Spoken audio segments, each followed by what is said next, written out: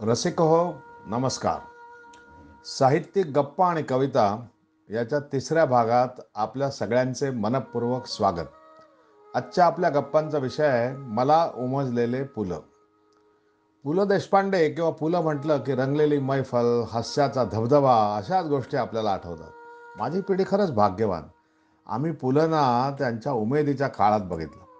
त्याने आम्हाला खूप हसवलं, उदंड आनंद दिला, चांगल्या वाईटाची जाणीव करून दिली आणि प्रसंगी राजा तू चुकलास असं म्हणणाऱ्या वशिष्ठ ऋषींची भूमिकाही बजावली. त्याची अल्पशी परतफेड म्हणून समाजानंही त्यांच्यावर अमाप कौतुकाचा वर्षाव केला. लोकमान्य सेवा संघातील पु ल गौरव या दालनात पु ल देशपांडे यांना मिळालेली सगळी पारितोषिकं ठेवलेली आहेत. त्या संग्रहाला जेव्हा आपले आदरणीय पंतप्रधान श्रीयुत नरेंद्र मोदी यांनी जेव्हा भेट दिली होती ना, तेव्हा अभ्यागतांच्या नोंदवहीत, म्हणजे आपल्या मराठीत त्याला व्हिजिटर बुक म्हणतात हो, त्यामध्ये त्याने असं लिहिलं की पु ल म्हणजे हसू. तिथल्या माणसांना त्यांनी त्यानंतर लगेच विचारलं की तुम्ही इथे असता तर मग हसता की नाही. आणि हे सगळं अगदी साहजिक आहे, कारण पुलंनी समाजाला, महाराष्ट्रातल्या प्रत्येक लोकांना खूप हसवलं. आचार्य अत्र्यांनंतर आपल्या सुसंस्कृत विनोदाने महाराष्ट्रालाच नव्हे तर जगभर पसरलेल्या मराठी माणसाला त्याने हसवत ठेवलं. संस्कृतमध्ये एक सुभाषित आहे, शतेषु जायते शूरा सहस्रेषु पंडिता वक्ता दस सहस्रेषु दाता भवती वानवा. त्याचा अर्थ असा आहे, शतेषु जायते शूरा म्हणजे एखादाच मनुष्य 100त शूर असतो, सहस्रेषु पंडिता हजारात एखादा पंडित असतो, वक्ता दशसहस्रेषु 10,000तच एखादा वक्ता असतो आणि दाता भवती वानवा म्हणजे दाता तर दुर्मिळ होईल न होईल. पण या सगळ्या भूमिका या एका पुरुषोत्तमानं सार्थ करून दाखवल्या. महाराष्ट्राच्या सांस्कृतिक क्षेत्राचं नेतृत्व न मागता त्यांच्याकडे चालत आलं नसतं तरच नवल. आज त्यांना जाऊन 2 दशकाहून अधिक काळ लोटलाय. 2000 साली पुलं गेले, म्हणजे 2 दशकाहून अधिक काळ झाला. तरी त्यांच्या आठवणीनं त्यांना ज्यांनी याची देही याच डोळा पाहिले होते, की माझ्या पिढीतली माणसं तर गहिवरतातच, पण पुलंना ज्याने प्रत्यक्ष पाहिलं आणि ऐकलंही नसेल अशी तरुण मंडळी सुद्धा त्यांच्यावर अजून फिदा होत आहेत. लोक प्रेमानं पुलोत्सव साजरा करतात. भाडीपाच्या तरुण मंडळीच्या पॉडकास्टचा पुलं हा एक महत्त्वपूर्ण विषय बनतो. आणि गुगलवर जर पु ल देशपांडे या नावाने तुम्ही शोध घेतला ना, तर 3-3.25 लाखाहून अधिक सर्च रिझल्ट आपल्यासमोर येतात. आता ज्या माणसाविषयी सातत्यानं इतकं लिहिलंय, इतकं बोललं जातंय, त्या माणसाविषयी मी नवीन काय सांगणार आहे, असं तुम्हाला कदाचित प्रश्न पडेल.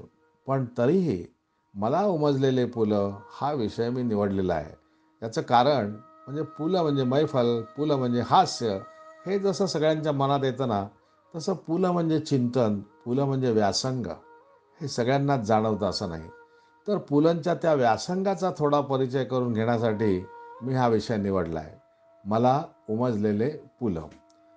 जे अभ्यासू वाचक असतात, जे खोलवर विचार करतात, त्यांना हा व्यासंग अभ्यास जाणवतो. पण आज जीवनाचा वेग इतका वाढलाय ना, की असा कोणी लेखकाचा किंवा खरं म्हणजे कशाचाच खोलवर जाऊन विचार करतच नाहीये. कोणाला एवढा वेळच नाहीये. पण as a blessing in disguise हे जसं इंग्रजीमध्ये म्हणतात ना, तसं करोनानं ही चक्रावून टाकणारी गती थोडी थांबवली आहे. आणि एकंदरच समाजाला करोनानं जरा अंतर्मुख व्हायला लावलं आहे. तेव्हा म्हटलं हा जरासा गंभीर वाटणारा विषय तुमच्यासमोर मांडायला ही अगदी योग्य वेळ आहे. आणि याहून महत्त्वाचं म्हणजे 12 जूनला पुलंची 21वी पुण्यतिथी आहे बरं का. तेव्हा त्या निमित्तानं आपण पुलंचे स्मरणही करूया. म्हणून या साहित्य गप्पांचा विषय मला उमजलेले पुलं. माझी तुम्हाला अगदी कळकळीची विनंती आहे की हा व्हिडिओ शेवटपर्यंत वेळात वेळ काढून पहा. थोडा मोठा झालाय, पण व्हिडिओ पाहिल्यानंतर तुम्हाला पुलंच्या व्यक्तिमत्वाचा एक काहीसा अपरिचित पैलू नव्यानं जाणवेल. अर्थात जे अभ्यासू वाचक आहेत त्यांना हे काही नवीन नाही, पण त्यांना पुनःप्रत्ययाचा आनंद मिळेल. चला तर मग करूया सुरुवात. तर सांगायचं असं की सगळ्याच विनोदी लेखकांची थोडीशी शोकांतिकाच म्हटली पाहिजे, की त्यांच्या चिंतनाकडे, व्यासंगाकडे समाजाचं तसं दुर्लक्षच होतं. तुम्ही साहित्यातील नोबेल पारितोषिक ज्यांना ज्यांना मिळाले ना, त्या विजेत्यांची यादी काढून बघा. एकही विनोदी लेखक तुम्हाला तिथं सापडणार नाही. अहो, विनोद ही एक केवळ हसण्यावरी नेण्याची गोष्ट आहे आणि म्हणून तो करणाराही हसण्यावरीच नेण्यासारखा आहे. त्याच्याकडे फारसं गांभीर्याने बघण्याचं कारण नाही, असंच बहुधा समाजाला वाटत असावं. कदाचित असे असेल, की काव्य किंवा कथा, कादंबरी जसं एखाद्या भावनेचं अगदी टोकाचं उद्दीपन करतात, तसं विनोद करत नाही. किंबहुना अशा टोकाच्या भावनेला विनोदाची पिन लावून त्यातली हवा काढून घेण्याचंच काम विनोदी लेखक करत असतो. तर मुद्दा असा की विनोदी माणूस हा मूलतः व्यासंगी, विचारी, गंभीर असतो, ह्यावर कोणाचा विश्वासच बसत नाही. मी गेली 40-45 वर्ष कॉर्पोरेट विश्वात वावरतोय. तिथून तर विनोद जवळजवळ हद्दपार झालाय. इतकंच काय, तर कोणाच्या विनोदाला हसायचं आणि कोणाच्या विनोदाला नाही, हे सुद्धा अगदी सारासार विचार करून ठरवतात. तर यावरचाच एक विनोद सहज आठवला म्हणून जाता जाता सांगतोय. एका कंपनीच्या पार्टीमध्ये एक बॉस बरेच जोक्स मारत असतो. सगळे जोरजोरात हसत असतात, पण एक एम्प्लॉय मात्र न हसता शांतपणे नुसतं ऐकत बसलेला असतो. बॉसच्या ते लक्षात येतं आणि बॉस त्याला विचारतो, काय रे बाबा, मी मगासपासून बघतोय माझ्या विनोदाला तू हसत नाही आहेस, काय प्रॉब्लेम काय तुझा, तुला विनोद आवडत नाही का? त्यावर तो एम्प्लॉई शांतपणे बॉसला म्हणतो, मी कशाला हसू, मी तर उद्याच राजीनामा द्यायचं ठरवलेलं आहे. तर हे असं असतं. असामी असामी या पुलंच्या एकपात्री प्रयोगाची सुरुवातीची वाक्य काय आहेत ते आठवा. पुलं म्हणतात, कुणीचं म्हटलंय, कसामी कसामी कसामी कसामी, जसा मी तसा मी असामी असामी. आणि पुढे ते म्हणतात, हे कुणीचं वगैरे काही म्हटलेलं नाही, मीच म्हटलंय. पण कुणीचं म्हटलंय असं म्हटल्याशिवाय आपण देखील काय म्हटलंय हे ऐकायला कान टवकारले नसते.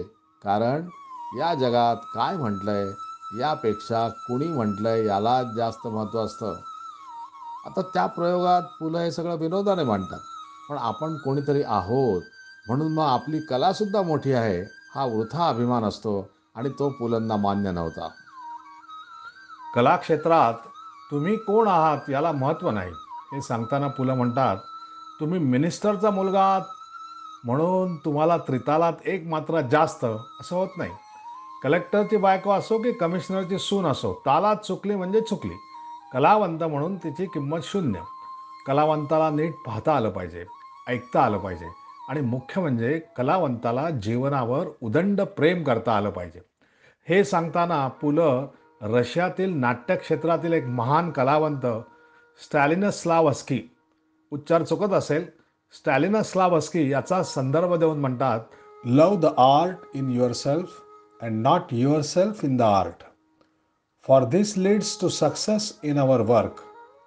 Learn to see and hear and love life. Learn to bring it into art. व्यासंगाचं पुलंना फार महत्त्व वाटत होतं. व्यासंग वाचन हे काही फक्त नवोदितांनीच केलं पाहिजे असं नाही, तर सर्व प्रथितयश लेखकांनाही खूप वाचलं पाहिजे. विशेषतः समकालीनांचं हा पुलंचा खूप मोठा आग्रह होता. आम्ही दुसऱ्याचं फारसं वाचत नाही, आम्ही फक्त लिहितो, असं म्हणणाऱ्या लेखकांसाठी व्यासंगाचं महत्त्व अधोरेखित करताना पुलंनी नोबेल प्राइज विजेत्या सोल बेलोचं एक वाक्य उद्धृत केलंय. ते म्हणतात, a writer is a reader move to emulation. लेखक हा व्यासंगातून घडत असतो यावर पुलंचा खूप विश्वास होता आणि वाचन ही व्यासंगाची पहिली पायरी असते हेच पुलं यातून सांगतायत. पुलं स्वतः त्यांच्या समकालीनांचं खूप वाचायचे. त्या काळी तशा नवीनच असलेल्या दया पवार, इंद्रजित भालेराव, यशवंत मनोहर, राम नगरकर, गंगाराम गवाणकर, किती नावं घ्यायची, अशा कितीतरी लेखकांचं पुलंनी अगदी तोंड भरवून कौतुक केलंय. कितीतरी नवीन लेखकांच्या पुस्तकांना प्रस्तावना सुद्धा लिहिल्या. गंगाराम गवाणकरांचं वस्त्रहरण नाटक विनोदी आणि विनोद म्हणजे पुलंचं होमग्राऊंड.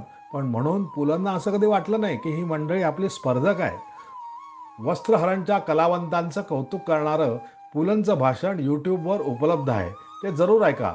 म्हणजे पुलं किती मुक्तकंठाने त्याविषयी बोलले आहेत हे तुम्हाला कळेल. वस्त्रहरणमध्ये काम करणारे कलावंत गिरणी कामगार होते.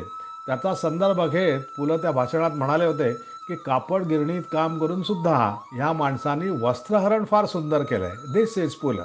व्यासंगी पण निर्मळ, निरागस, निर्विष. कलाकाराच्या निर्मितीत प्रामाणिकपणा असावा. आणि कलाकृतीतून घडणाऱ्या बऱ्या वाईटाची जबाबदारी त्याने स्वीकारली पाहिजे, हेही पुलंचं म्हणणं असे. हे सांगताना ते एपस्टाईन या ब्रिटिश शिल्पकाराच्या ॲडम्सच्या शिल्पकृतीचं उदाहरण देतात. आता ते शिल्प कसं आहे याविषयी मला काहीच माहीत नव्हते, म्हणून मी नेटवर सर्फिंग करून तो पुतळा पाहिला आणि मग पुलंनी कलाकृतीच्या जबाबदारी संबंधी हे जे काही खास उदाहरण लिहिलंय ते का निवडलंय याचा उलगडा झाला. आपल्याकडले जे नीतिरक्षक आहेत ना, त्यांचा रक्तदाब वाढेल म्हणून ॲडमचं ते शिल्प मी इथे दिलेलं नाही आहे. पण जे जिज्ञासू ज्ञानपिपासू वगैरे आहेत त्यांनी ते शिल्प नेटवर बघावं, ते उपलब्ध आहे. उगाच अश्लील अश्लील म्हणून ओरड नको म्हणून ते इथं दिलं नाही. आता श्लील अश्लीलतेचा विषय निघालाच आहे, तर त्या संदर्भात पुलं काही वेळा काय बोलले आहेत तेही सांगून टाकतो. श्लील अश्लील या संदर्भात पुलं काही आठवणी सांगतात. गडकऱ्यांच्या एका कवितेत चुंबन दे रमणी ही ओळ होती. त्यावेळेस काही जणांना ही ओळ फार अश्लील वाटली. त्यांना फोडून काढताना आचार्य अत्रे म्हणाले होते, अहो अश्लील अश्लील काय, प्रेयसीकडे चुंबन नाही मागायचं तर मग काय तीर्थ मागायचं का. हे सांगून पुलं पुढे म्हणतात, ज्यांना गडकऱ्यांची ती ओळ अश्लील वाटते त्यांनी नाग देशपांड्यांच्या घेतला सखूचा मुका हे कुणास सांगू नका ह्या ओळी वाचल्या तर त्यांना घेरीच येईल. एकेकाळी पुलंही गाण्याचे कार्यक्रम करायचे. त्यात नदी किनारी ही कविताही होती. ती कविता अशी होती, वहात होते पिसाट वारे, वहात होते पिसाट वारे, तशात मी उडविले फवारे, तशात मी उडविले फवारे, उठून दिसली तुझ्या उराची नवी थरारी ग, उठून दिसली तुझ्या उराची नवी थरारी ग. हे सांगून पुलं म्हणतात, ही हिट कविता होती पण ती काहींना हॉटही वाटायची. आता कोणाला किती उष्णता सहन होईल हे काय सांगावं, अशी मिश्किल मल्लीनाथी पुलं पुढे करतात. जीवनातले विविध अनुभव जर वाङ्मयातून यायला हवे असतील तर श्लीलतेच्या मर्यादाचा विचार केल्याशिवाय, विस्तार केल्याशिवाय कला पुढे जाऊ शकणार नाही याची पुलंना जाणीव होती. म्हणून त्याने अश्लील अश्लील म्हणून उगाच नववाङ्मयावर टीका केलेली नाही. आणि मला वाटतं की ही जाणीव त्यांच्या जगभरच्या प्रवासातून आणि जागतिक वाङ्मयाच्या व्यासंगातून निर्माण झाली होती. अनुभवाचं विश्व कोता असलं ना की श्लील अश्लीलाच्या कल्पनाही फार टोकाच्या होतात. असो, मात्र आम्ही आमचे अनुभव मांडतो, ते तुम्हाला समजत नाहीत तर त्याला आम्ही जबाबदार नाही.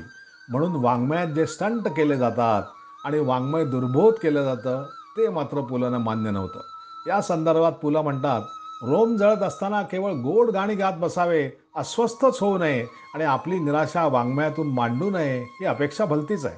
मात्र ही अस्वस्थता जनमनाचा ठाव घेईल अशा शब्दात मांडली पाहिजे. शब्दांना जर सूज आली असेल तर ती घालवण्याचे काम आम्हा लेखकांचेच आहे. लेखकाने वाचकाला कळेल अशा भाषेत त्याच्याशी संवाद साधला पाहिजे. दुर्बोध होऊन लेखक वाचकांचा संवाद तुटणे त्यांना मान्य नव्हते. म्हणून ते प्रसिद्ध फ्रेंच लेखक आणि अस्तित्ववादाचा जनक सार्थ याचा दाखला देतात. सार्थ म्हणतो, the function of a writer is to call spade a spade. If the words are sick, it is up to us to cure them. I distrust the incommunicable. It is the source of all violence. फार विचार करण्यासारखं वाक्य आहे. Sartre म्हणतोय, I distrust the incommunicable. It is the source of all violence. हे सांगून पुलं दुर्बोध कथा कवितेची अनेक लेखातून टर उडवतात. ती सगळी मुळातूनच वाटण्यासारखी आहे. ते आता सगळं मी इथे सांगत बसत नाही, पण त्यातलं एक वाक्य जरूर ऐकावं असं वाटतं. पुलं म्हणतात, आजच्या नवकथेत किंवा कवितेत कन्फ्युशियसच्या झग्यापासून ते रामभाऊंच्या धोत्राच्या सोग्यापर्यंत काय हाताला लागेल ते सांगता येणार नाही. पुलंनी वाचकांशी, श्रोत्यांशी संवाद कधीही तुटू दिला नाही. मात्र या संवादाच्या आणि हास्याच्या मोहापायी त्याने आपला तोलही कधी सुटू दिला नाही. आणि हे व्रत फार मोठं कठीण असतं बरं का. जे करायचंय ते मन लावून उत्कृष्ट करा हा त्यांचा ध्यास होता. या संदर्भात ते गोपाळ कृष्ण गोखले यांच्या एका वाक्याचा उल्लेख करतात. गोखले म्हणायचे, if you want to be a donkey, be a perfect donkey. पुलंचा हा व्यासंग त्यांना काही सिद्ध करायचं होतं म्हणून नव्हता, तर त्यांच्या पॅशनमधून उगम पावला होता असं मला वाटतं. या संदर्भात ते स्वतः एके ठिकाणी प्रसिद्ध तत्वचिंतक बर्ट्रांड रसेल याचा उल्लेख करतात. रसेल म्हणायचा, purpose of a life is love and pursuit of knowledge. काहीही शिकताना त्यामध्ये ओढ, प्रेम वाटलं पाहिजे, त्यातून आनंद निर्माण झाला पाहिजे. हे सांगताना पुलं जणू काही त्यांच्या जीवनाचं सारच आपल्याला सांगतायत असं वाटतं. नाटक हा पुलंच्या प्रेमाचा एक विषय. नाटकात वास्तवाचा जरा अवास्तवच आग्रह धरणारा एक वर्ग पुलंच्या काळी जोर धरत होता. खरं म्हणजे नाटकाबाबत असे म्हणतात की it's a wilful suspension of disbelief. तेव्हा त्याबाबत मत व्यक्त करताना पुलं लिओ टॉल्स्टॉयचा दाखला देतात. टॉल्स्टॉय म्हणतो, if you only go by what's real then there won't be any games and if there are no games what is left. पुलं असे जगाच्या कानाकोपऱ्यातून योग्य तो संदर्भ अगदी सहज सांगितल्यासारखं आपल्यापर्यंत पोचवतात. मग ते कधी the ultimate truth is there is no ultimate truth असं म्हणणाऱ्या डेव्हिड ह्यूमचा संदर्भ असो, तर कधी life can only be understood backward but it must be lived forward असं म्हणणाऱ्या डॅनिश तत्त्वज्ञ सोरेन किर्केगार्डशी आपला संवाद साधतात. किती नावं घ्यायची. पुलंच्या लेखात, भाषणात आपल्याला जर्मन नाटककार टोलर भेटतो, कवी इलियट भेटतो, फ्रेंच कादंबरीकार एमिल झोला भेटतो, फ्रेंच नाटककार युजीन आयनेस्को, व्हायोलिन वादक यहुदी मेनुहिन, जर्मन तत्त्वज्ञ हेगेल अशा किती इतरही महान लोकांचे संदर्भ पुलं देत राहतात. पण मला खरंच आश्चर्य वाटलं ते युसिसमधल्या छायाचित्रांच्या प्रदर्शनाच्या उद्घाटनाच्या वेळी पुलंनी जे केले भाषण, त्या भाषणाचं. तत्त्वज्ञान, नाटक, कविता, संगीत याविषयी पुलंनी वाचलं असेल तर आपण ते समजू शकतो. पण फोटोग्राफीविषयी पुलं किती अभ्यासपूर्ण बोलतात.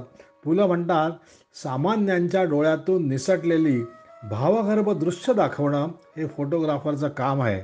आणि त्या अनुषंगानं ते अमेरिकन फिल्म मेकर आणि तत्त्वज्ञच म्हणता येईल अशा सुसान सोनटाक या लेखिकेचं एक वाक्य सांगतात. ती म्हणते, पेंटर कन्स्ट्रक्ट्स, फोटोग्राफर डिस्क्लोजेस. मला खात्री आहे की उत्कृष्ट फोटोग्राफी करणाऱ्या कित्येकांना सुसान सोनटाकचा परिचयही नसेल. हॅट्स ऑफ टू यू पुलं. कृतज्ञता हे मूल्य पुलं फार मानित असत. माणसांच्या कृतज्ञतेचा साहजिकच त्यांना सात्विक संताप येईल. या संदर्भात सेनापती बापट यांच्या निधनानंतर जे घडलं ती गोष्ट पुलं आपल्या एका भाषणात सांगतात. सेनापती बापट असे कोण मोठे होते की त्यांना लोकसभेत श्रद्धांजली व्हायची जरुरी आहे का, असा प्रश्न काही कृतज्ञ खासदारांनी उपस्थित केला. तेव्हा पुलंना शेक्सपियरच्या ओळी आठवतात. Blow blow thou winter wind, blow blow thou winter wind, thou art not unkind as man's in gratitude.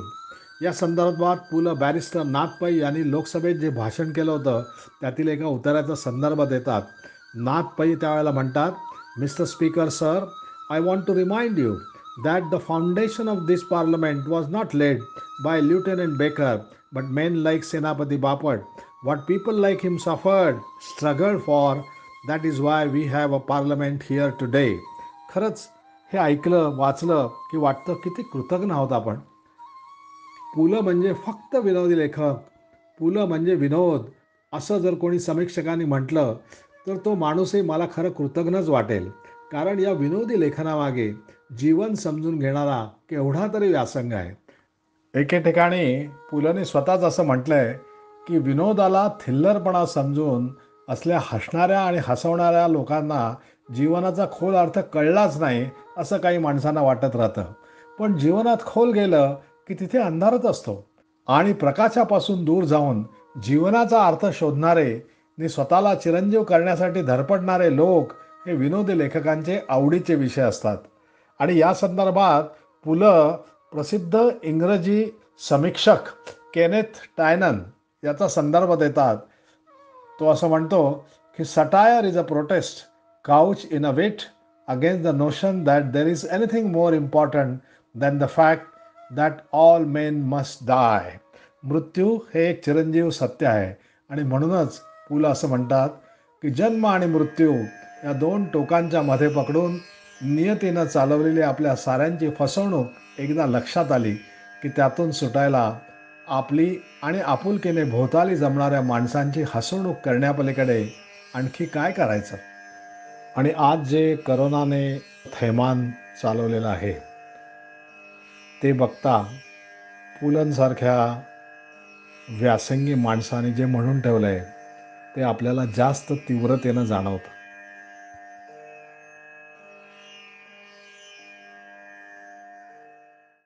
आत्तापर्यंत मी जी पुलंच्या व्यासंगाची उदाहरणं दिली आहेत ती बहुतेक करून पाश्चिमात्य तत्त्वज्ञ लेखक यांच्या संदर्भातली आहेत.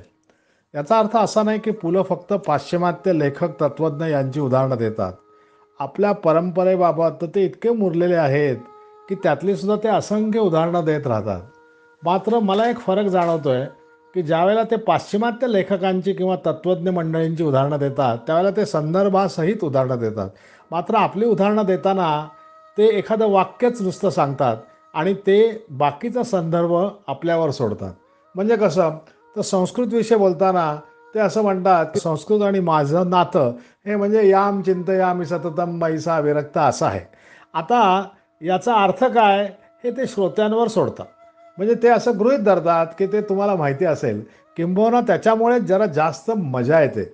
आता तुम्ही आता उदाहरणार्थ हा श्लोक बघा, याम चिंतयामि सततम मैसा विरक्ता. तर हा संपूर्ण श्लोक असा आहे की मला तिच्याबद्दल प्रेम वाटतं, तिचं माझ्यावर प्रेम नाही, ती दुसऱ्यावर प्रेम करते, त्यामुळे त्या मदनाचा प्रेमाचा धिक्कार असो, असा तो मूळ श्लोक आहे. पण त्यातला फक्त याम चिंतयामि सततम मैसा विरक्ता एवढाच उल्लेख ते करतात. या संदर्भात एक छान गोष्ट पण आहे, कदाचित दंतकथा असेल.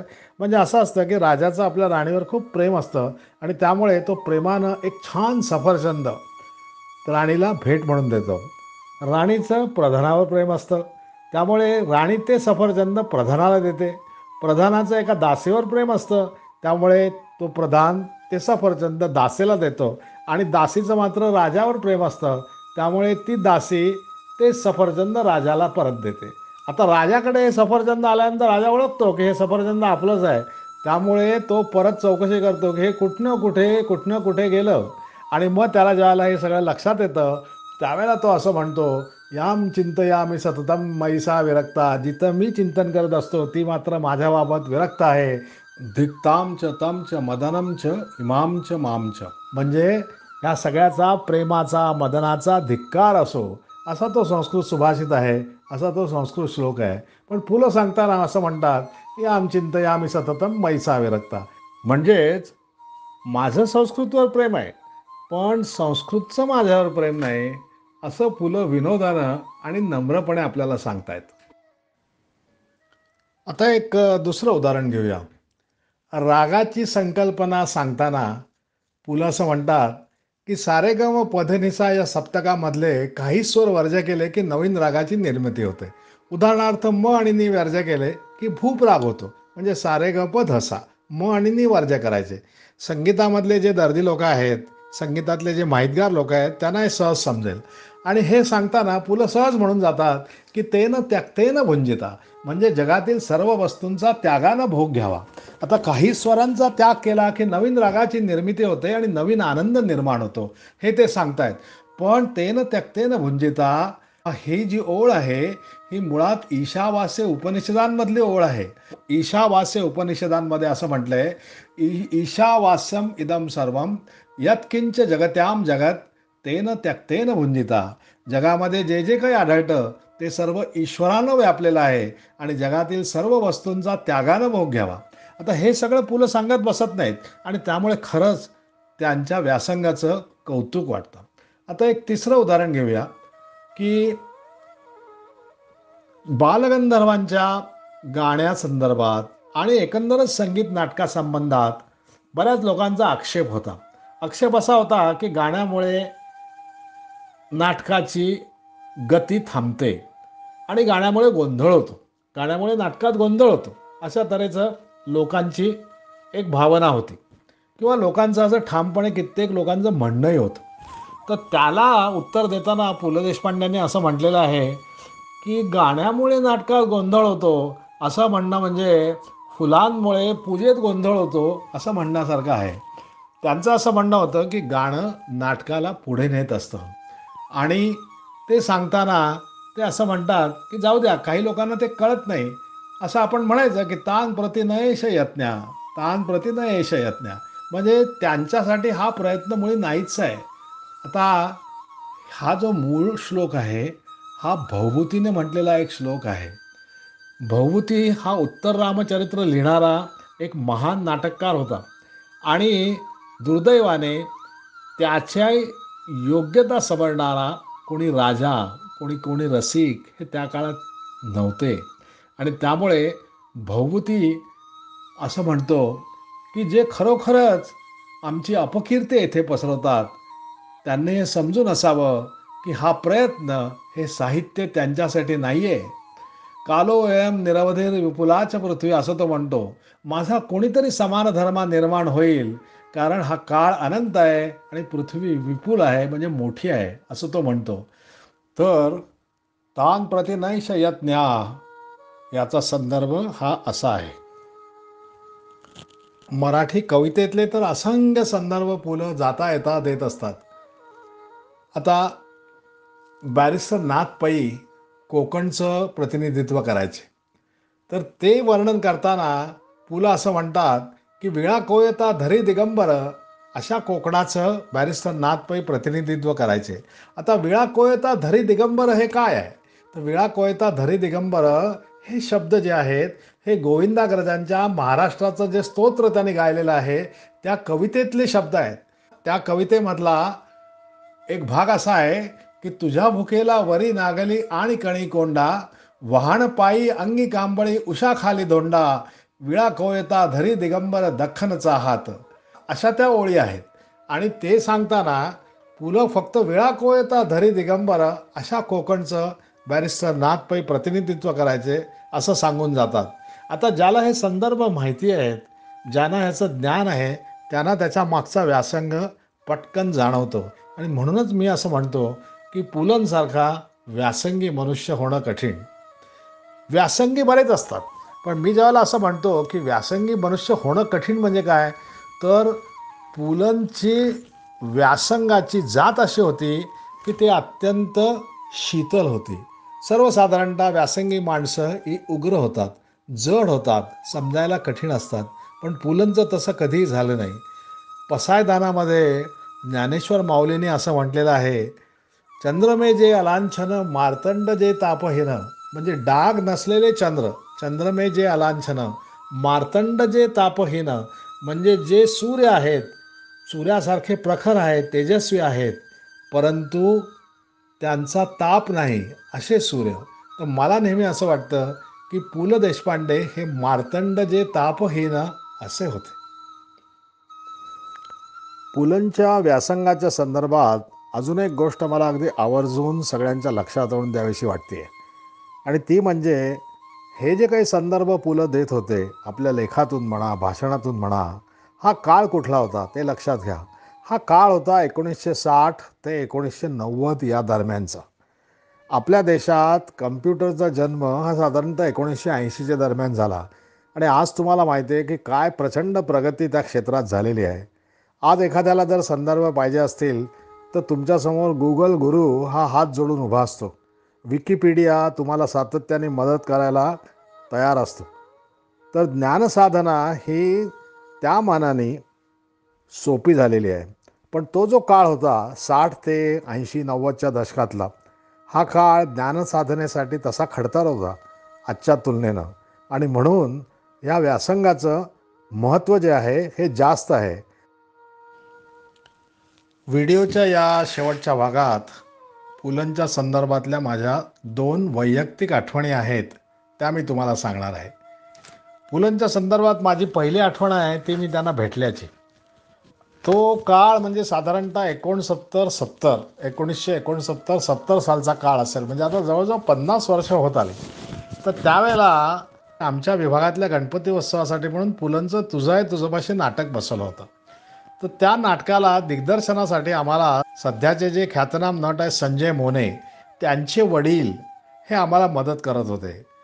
आणि तुझं आहे तुझोबाशी नाटकाचं जे पुस्तक होतं त्याच्यामध्ये पु ल देशपांडे यांनी असं स्पष्ट शब्दात लिहिलं होतं की हे नाटकाचे प्रयोग तिकीटं लावून असोत, फुकट असोत, कसेही असोत, तर त्याचे मानधनाचे पैसे हे लेखकाकडे प्रयोग करण्यापूर्वी पोचवले पाहिजेत. तर आम्ही असा विचार केला की मैसे मनी ऑर्डरने पाठवण्यापेक्षा ही एक संधी घ्यावी आणि पुलंच्या घरी जाऊन पैसे द्यावेत, म्हणजे त्यानिमित्ताने पुलंची गाठभेट होईल. आणि खरंच मी आणि माझा मित्र सुरेश डवाळकर असे आम्ही दोघंजणं पु ल देशपांड्यांना भेटलो, तिथे घरी गेलो. आणि तो क्षण हा एक खरंच फार संस्मरणीय क्षण होता. पु ल आमच्याशी बोलले. आम्ही त्यांच्या घरी 5 मिनटं बसलो आणि परत आलो. आणि आज 50 वर्षानंतरसुद्धा तो क्षण मला जसाचा तसा आठवतो आहे. पुलंच्या संदर्भात माझी जी दुसरी आठवण आहे ती त्यांच्या श्रद्धांजली सभेसंबंधी. 12 जून 2000 साली पु ल गेले आणि त्यानंतर त्यांना श्रद्धांजली वाहण्याकरता लोकमान्य सेवा संघ विलेपार्ले मुंबई यांनी 21 जून 2000 रोजी संघामधील पु ल देशपांडे सभागृहात डॉक्टर य दी फडके यांच्या अध्यक्षतेखाली एक शोकसभा आयोजित केली होती. आणि त्या शोकसभेचं आयोजन त्या आयोजकांनी असं केलं होतं की अर्धा तास हा इतर लोकांसाठी, म्हणजे ज्यांना पुलंच्या काही आठवणी सांगायच्या त्यांच्यासाठी देण्यात आला. आणि त्यांनी संघाबाहेर असा बोर्ड लावला होता की जर पुलंच्या विषयी कोणाला काही बोलायचं असलं तर त्यांना आम्ही संधी देणार आहोत. मात्र वेळ प्रत्येकाला 3 मिनटं आणि असे 10 वक्ते आम्ही निवडणार आहोत. आणि त्या 10 वक्त्यांना इथे भाषण करायचं किंवा त्यांना जे काही सांगायचं असेल ते सांगण्याची त्यांना संधी देण्यात येईल. आणि उरलेला जो अर्धा तास आहे त्यामध्ये डॉक्टर य दी फडके आणि इतर वक्ते बोलणार होते. तर मी असा विचार केला की मी एक कविता केली होती पु ल गेल्यानंतर. ती कविता म्हणण्यापेक्षा माझी उत्स्फूर्त प्रतिक्रिया होती, तर ती त्यांना का नाही पाठवायची संघाला, म्हणून मी त्यांना पाठवून दिली. आणि मला खरंच सांगायला इथे आनंद होतो आहे की ती कविता त्यांनी निवडली आणि ती कविता पुलंना श्रद्धांजली वाहण्याकरता जी सभा आयोजित केली होती 21 जून 2000 रोजी त्यांच्या लाडक्या पुलंच्या लाडक्या लोकमान्य सेवा संघाने तिथे मला ती कविता सादर करण्याची संधी मिळाली. तर तीच कविता आता मी सादर करतो आहे. कविता सादर करण्यापूर्वी त्याची थोडी पार्श्वभूमी सांगतो आहे. पु ल देशपांडे यांचं निधन झालं 12 जून 2000 साली. त्याआधी साधारणतः वर्ष सव्वा वर्ष कुसुमाग्रज उर्फ विवा शिरवाडकर यांचं निधन झालं. लोक त्यांना तात्या म्हणायचे. तर कवितेत अशी कल्पना केलेली आहे की कुसुमाग्रज म्हणजे तात्या हे पु ल देशपांडे यांचं वरती स्वर्गात स्वागत करतायत. तर कविता सादर करतोय. पु ल गेले. असेल जमली मैफल आता देवांच्या दरबारी, असेल जमली मैफल आता देवांच्या दरबारी, यावे यावे म्हणतील तात्या मेघांच्या अंबरी. इथं एक लक्षात घ्या, देवांचा दरबार जरी असला तरी तात्या त्यांचं स्वागत कुठे करतायत? मेघांच्या अंबरी. देवांच्या दरबारापेक्षा तात्यांना मेघांचं अंबर हे जास्त मोलाचं आहे. असेल जमली मैफल आता देवांच्या दरबारी, यावे यावे म्हणतील तात्या मेघांच्या अंबरी. इंद्रपुरीतही काव्य विनोदा येईल आता भरते, इंद्रपुरीतही काव्य विनोदा येईल आता भरते, क्वचित येतसे असा कुणीतरी मनी शारदा म्हणते. देवाजीचे लेणे गेले परतून आपल्या घरी, देवाजीचे लेणे गेले परतून आपल्या घरी, अक्षरधन हे मागे ठेवून हिऱ्या माणका परी. येणे जाणे नियम येथला कुणास सुटका नाही, येणे जाणे नियम येथला कुणास सुटका नाही, एक हुंदका तरीही अनावर कळून सारे काही. तर असे हे पु ल 12 जून 2000 रोजी महाराष्ट्राच्या सांस्कृतिक, सामाजिक आणि आणीबाणीच्या काळात राजकीय क्षेत्रातसुद्धा रंगलेली एक प्रसन्न मैफल संपली. पण संपली असं तरी मी कसं म्हणू, कारण त्यांच्या लिखाणाच्या स्वरूपात, त्यांच्या भाषणाच्या स्वरूपात, त्यांच्या ऑडिओ कॅसेटच्या स्वरूपात पु ल आजही आपल्यात आहेत आणि ते तसेच राहणार आहेत. पुलंच्या विषयी बोलताना मी अगदी सुरुवातीला म्हटल्याप्रमाणे त्यांचे विनोद आणि हसू याच्याशीच त्यांचं समीकरण जोडलं गेलेलं आहे. परंतु त्यांचा व्यासंग, त्यांची व्युत्पन्न प्रज्ञा याविषयी फारसं बोललं जात नाही. तर त्यांच्या त्या पैलूचा या व्हिडिओद्वारा मी आपल्याला परिचय करून देण्याचा एक छोटासा प्रयत्न केलेला आहे. कसा वाटला तो प्रयत्न? जरूर कळवा.